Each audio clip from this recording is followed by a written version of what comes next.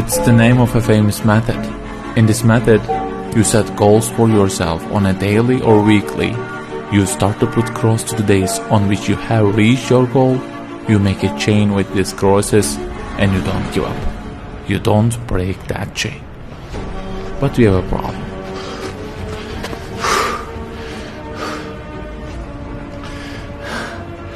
Personal development specialists say that we should have goals. They say don't sleep more than 6 hours, learn a language, finish a book every week, don't stop, always run, don't give up on your dream, don't break the chain. Okay, I don't object to them. I also have a table and put crosses on it every day and go after many goals, no problem. But you know what? They don't talk about the most important part of it.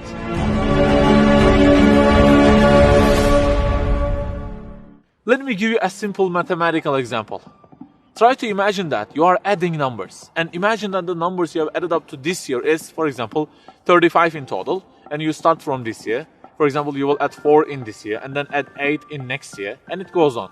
And there is an unknown time which counts down, and when it ends, you can't add any other number. Okay, you start the addition. Plus 4, plus 8, plus 7, plus 3. You add ambitiously, you keep adding and adding. Plus 6, plus 5, and okay, they say time is over. Then you realize that you have added the numbers into a giant parenthesis, and there is a zero multiplication at the end of it. It wipes out all the numbers you have added all those years, and the result becomes 0. Of course, you are disappointed. All your efforts have been wiped out by the 0. A regret arises inside of you. You say, I wish I had seen the whole picture at the beginning and realized that 0 and changed it with 1 before I started the addition. I think you got the point.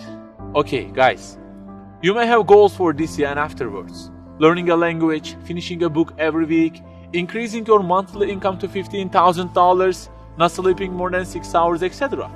But for what? For what do we set goals exactly? Why don't we break the chain? If it is just for a more comfortable or a more respectable life, remember that all this will already be 0 with death. The death will wipe out all of them. The person who knows English will be equal with the one who doesn't know. The one who earns more will be equal with the one who earns less. The one who can reach his goals will be equal with the one who can't.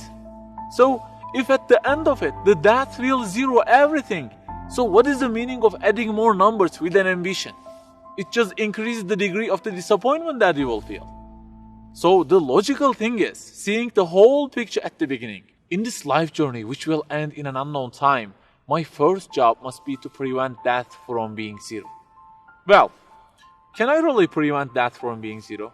I mean, since everything will leave my hands and will be lost, is there any other way that would transform them into something eternal?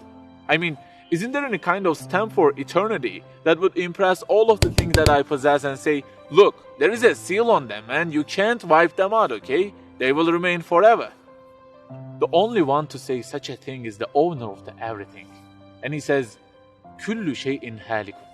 Everything, the languages you learn, the money you earn, the books you read, everything will be perished, إِلَّا وَجْهًا, except their way towards Him.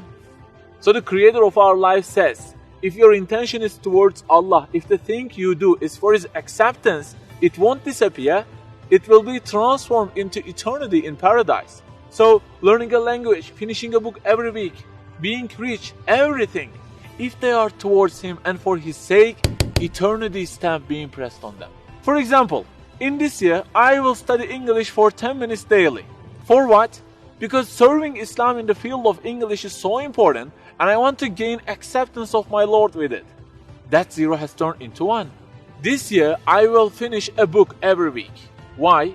Because this is the way of being a more sophisticated person and serving Islam better, and Allah who is eternal will be pleased with it.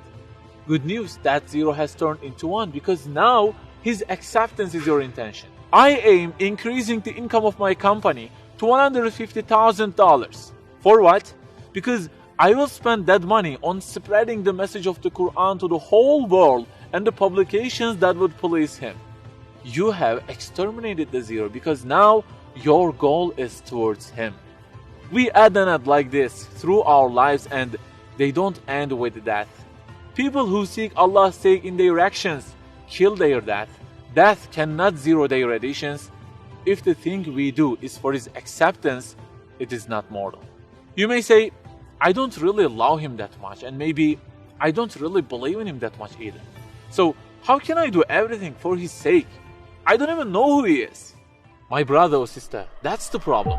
You don't even know who he is. And actually, it is our first job in this life, recognizing him. That's the first step. The more you recognize him, the more you love him. And the more you love him, the more you seek his sake in your actions. So learn about him. Who made you? What does he want? Why does he give you such a billion things in each day? Read, find out. Turning the zero into one is a lifelong process. Start at the point that you are missing and try to fix it. Like the specialists say, don't break the chain, but keep the chain to gain his acceptance. Run, but run to be eternal. An unknown time counts down, and before starting to add the numbers, the first thing you have to do is to remove that zero. Otherwise, everything you added will be wiped out.